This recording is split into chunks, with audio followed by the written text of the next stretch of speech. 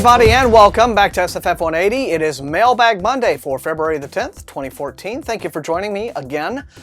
This week the mailbag is full. It is too large a stack of envelopes for me to have balanced here on my lap to hold up to show you guys, like I usually try to do. So just trust me, there's a big stack of envelopes here. It literally comes up from the floor to almost my lap level. It's a dozen envelopes with at least 13 titles in them. So without much further ado, I think we need to dig in, just so that this isn't too epic length of an episode. However, before I do that, I want to say thank you for the initial bout of support that my little crowdfunder for the 2014 SFReviews.net hosting fees has gotten. I really appreciate that. So at least one mystery arc is going to be wending its way off to a donor there. Thanks very much. Again, it's a very little thing, you know, low amount. It's not a huge sum, these hosting fees, but for folks who enjoy these videos and who enjoy the website and the reviewing, all that kind of stuff that I do, and who feel like they'd like to sort of pitch in to help defray those costs, I'm going to put the link right there. And thank you very much. It's an optional thing. If you don't, if you can't be part of it, don't feel like you can pitch in. It's no big deal. But if you like, thank you in advance to everyone who does. All right, and that is all of that. So digging into the mail, we're going to start with this package from Random House. So this looks like a paperback. So we're going to start small. Okay, this is a book called Hammer of Angels by G.T. Almasi. It's the sequel to a book called Blades of Winter. The series is called Shadowstorm, and I do have the first book. I actually started reading it, got about 2 chapters into it when it initially came out, and then decided I was going to do something else instead at that time. But now the second one has been released, Hammer of Angels, and so yeah, again, I can do those 2 books back to back. Why not, if you like? Let's have a look and see what this is all about, shall we?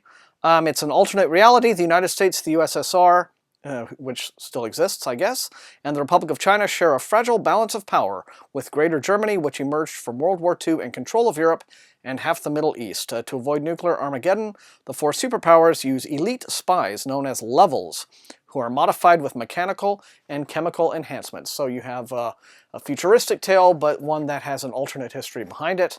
So this is the second book in the Shadowstorm series, Hammer of Angels from Del Rey. Okay, so this little package says HarperCollins on it, so it's a Voyager title, I'm sure. Okay, so once again, the ever super duper popular Kim Harrison has a new urban fantasy, The Undead Pool. I think this is getting towards the end of a very popular series of her that she does. And yeah, it's vampire stuff, so not really my thing. I don't really care for vampire fiction, as I'm sure a lot of you know very well. But for those of you who are fans, and if you love Kim Harrison, well, happy day for you, because her new book is here. But well, she has quite a big tour, a signing tour going on through several states as well. So yeah, you may want to look online for that. Undead Pool, Kim Harrison.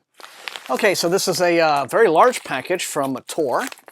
Okay, so these are a couple of Tor titles that are actually already out in stores, but somehow they didn't get them mailed out to me on time initially, so they've just bunged them on out to me right now. The first is a new fantasy series from a fellow named Brian Staveley. It's called The Unhewn Throne, that's the name of the series, and the first book is The Emperor's Blades. Let's see. Debut epic fantasy begins the chronicle of the Unhewn Throne. Aether, eldest of his 3 children, maneuvers through the political gauntlet left by her father's passing in the sparkling capital city of Anur. Unable to take the throne due to her gender, Aether determines to hunt her father's murderer and ensure justice is carried out, but everyone, herself included, wears masks of false intentions, and Aether must tread lightly through the corrupt minefield of the Empire's leaders. So, you know, if you like your epic fantasy with a bit of a whole lot of political skullduggery and duplicitousness and nastiness going on, well, here's this new series. The Emperor's Blades, author is Brian Staveley. And it's out now from Tor. And here is the new book by Alex Bledsoe. This is the latest in a rather beloved urban fantasy series of his, starring Eddie LaCrosse is his hero. This is He Drank and Saw the Spider, which is a delightful title. Implies all kinds of, you know, possibly witty goodness inside. So if you like Alex Bledsoe, and if you've been following this series, the new volume is now out in hardcover from Tor. All right, and here's another one from Tor. This week's batch is very heavily Tor loaded. Most of the books in this week's dozen are Tor titles. So okay, well, this is something that's already, again, out in stores, but very excited I am to see this. This is a collection of Jo Walton's essays for the Tor.com website, in which she does some critical analysis of older classic SF titles. What makes this book so great? If you've read any of Jo's essays, they're terrific. She has a really good critical eye, a really good way to sort of peer into these old books and see, as the title says, what makes this book so great. If you've never read any of those essays, or if you have read them and you love them, it's really great to see like an anthology of SF criticism like this out. So this is here from Jo Walton from Tor. Again, it's not fiction, but it's about the fiction that we all love to read. So check it out. What makes this book so great? What does make this book so great? And another one from Tor, yet again, like I said. Except it's in one of these vacuum seal thingy-majiggers that I hate. This is, underneath this very dark and probably hard to see cover, is a title from their Forge imprint. The Forge usually does stuff like mainstream thrillers. So here we go. Spine-tingling techno-thriller based on cutting-edge research from a renowned neurosurgeon and biomedical engineer. I guess that would be the author, Eric C. Luthart. This book is Red Devil 4. Based on neuroprosthetic research, Red Devil 4 instills readers with a frightening realness that leaps from every page. Renowned neurosurgeon Dr. Hagen Merici is on the verge of a breakthrough in artificial intelligence that could change the way we think about human consciousness.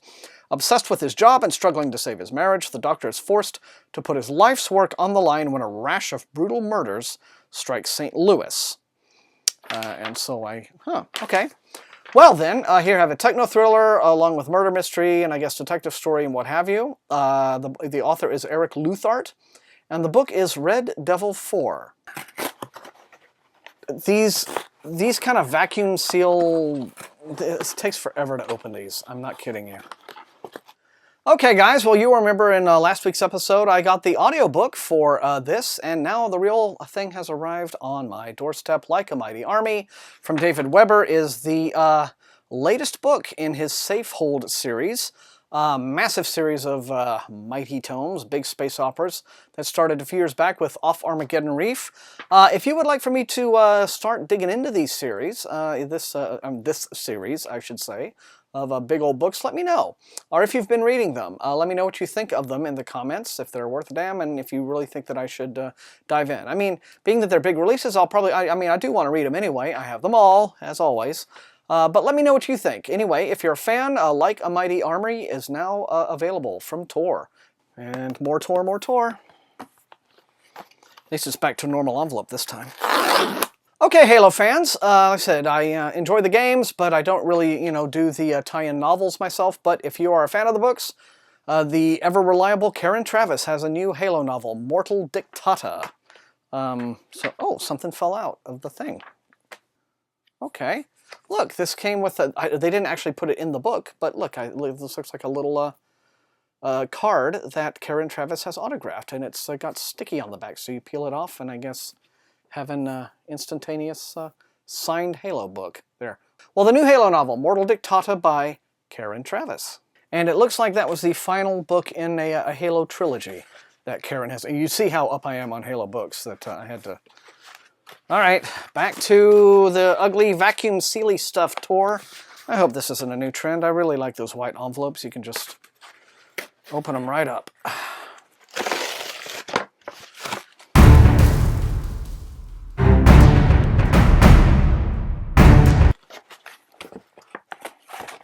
Okay, everyone. Well, here is the finished hardcover copy of A Darkling Sea by James L. Cambias. You might recall I got the ARC for this some weeks back, and I have actually been reading it. In fact, if the review is not already completed and up on the site and here on the channel as of this, certainly it will be up very soon, because I'm most of the way through the book. And so, A Darkling Sea, if you are a hard SF fan who remembers fondly all those old Hal Clement books with interesting alien cultures and what have you, I think you might like this. So keep an eye peeled for my review, because it is incoming very shortly. But the hardcover is in stores now. A Darkling Sea, the debut of James L. Cambias. Okay, this looks to be another new debut from Tor that I have been keeping an eye on and eagerly awaiting, and I'm very happy to have it here. This is a book called The Waking Engine. The author is David Edison. And let's see, once again, another book comparing itself to the work of China Miéville. The stunning and richly imaginative debut by a major new talent. The Waking Engine, the city unspoken, beautiful, mysterious, and evocative, is full of the stuff that dreams and nightmares are made of as travelers, weary of the many lives they've lived, and seek the gateway to a true and final death. Those who die merely awake as themselves on one of a million worlds, where they are fated to live until they die again, and wake up somewhere new. Well, that doesn't sound like a terrible deal. All are born only once, but die many times, until they come at last to the city unspoken, where the gateway to true death can be found. Wayfarers and pilgrims are drawn to the city, which is home to murderous aristocrats, disguised gods and goddesses, a sadistic fairy princess, immortal prostitutes and queens, a captive angel, gangs of feral death boys and charnel girls, and one very confused New Yorker. Well, pretty much sounds like New York. Oh, this sounds kind of spiffy, doesn't it, gang? The Waking Engine by David Edison. Let me know in the comments what you think of that. And now at last we come to a book that is not published by Tor this week. This looks like a Random House. What do we got? Oh, hello, everyone. Need I say more? Terry Pratchett raising steam. You know, every day that we have Terry Pratchett with us is a very lucky day, and we should feel very fortunate for it. Let's see. The Terry Pratchett steam is rising over Discworld, driven by Master Simnay, the man with a fist. Hang on. I should just get this. The light is in my eyes, so. Oh, the hell with it. You don't need me to read the goddamn synopsis of this. It's Terry Pratchett's new Discworld book, for God's sake. Here it is. I think I'll be prioritizing this. Okay, here's one from Simon & Schuster. Okay, M.K. Hume's King Arthur trilogy looks like it comes to a close. I now have all three of them. I've showcased all three of them on Mailbag Monday here. The Bloody Cup, the newest and last book. Let me know if you'd like for me to just dive into the whole King Arthur trilogy. You know, you think that the King Arthur story has been told a million times. We all know it by heart by now, but you know, who knows what new spin on it, what new fresh approach a new writer could bring. So, M.K. Hume's trilogy, let me know what you think. The Bloody Cup is out from Atria Books. And though it seemed nearly impossible, the final package is here. Alright, gang, here's a book that I've actually had in ARC form for some time, but now the final is out, the hardcover version, and they have changed the dust jacket on it rather dramatically from the art that's on the ARC. This is a book called The Troop. The author is Nick Cutter, and who I believe actually is a well-known Canadian writer who, you know, under a different name, he has written a number of bestsellers. But this is, well, Stephen King says it scared the hell out of him, and that he couldn't put it down. Old school horror at its best. Now, you know, I'm not a horror site, but I do enjoy reading horror on my own, and I have actually written one horror novel review from my friends over at fantasyliterature.com. So let's see. This is a novel of terror that's Lord of the Flies meets The Ruins, The Troop. And it looks like it's all about, I'm going to guess it's about, yeah, it's a scout troop that gets into all kind of trouble. They go into the Canadian wilderness for a weekend camping trip. Tradition as comforting and reliable as a good ghost story around a roaring bonfire. I guess you can know where this is headed, though. It comes to them in the night, an unexpected intruder stumbling upon their campsite like a wild animal. He is shockingly thin, disturbingly pale, and voraciously hungry, a man in unspeakable torment who exposes Tim and the boys to something far more frightening than any ghost story. Okay, just keep your filthy innuendo and jokes to yourself. Within his body is a bioengineered nightmare, a horror that spreads faster than fear. One by one, the boys will do things no person could ever imagine. Well, now that sounds like it could be a rather interesting and chilling spin on things. The Troop by Nick Cutter is now available in hardcover from Gallery Books. A chilling campfire story. And my left shoulder is officially sore from holding all those big hardcover books up. That is all for this week, gang, but a hell of a pile it was, wasn't it? Very exciting to go through all of those. Lots to choose from this time, so be sure to share this episode of Mailbag Monday far and wide with your friends, because I'm sure anyone who loves to read will find plenty to like in this batch. So let me know in the comments, as always, which of those you'd like for me to prioritize, which looks most interesting to you. Like the video if you enjoyed watching it, and above all, subscribe to the channel. But otherwise, thank you for watching, and until I see you next time, happy frickin' reading! Be sure to check out what's brand new and forthcoming on the channel. Don't miss my review of Ian Tregellis's Something More Than Night, as well as Jeff Vandermeer's Annihilation. Coming up soon include reviews of Mike Cole's Shadow Ops trilogy, books 1 and 2 together in a single video, and book 3, A Breach Zone, coming on its own. Also, James L. Cambias's Darkling Sea, and Andy Weir's The Martian, Scott Lynch's The Republic of Thieves at Long, Long Last. All this and more coming up on SFF180.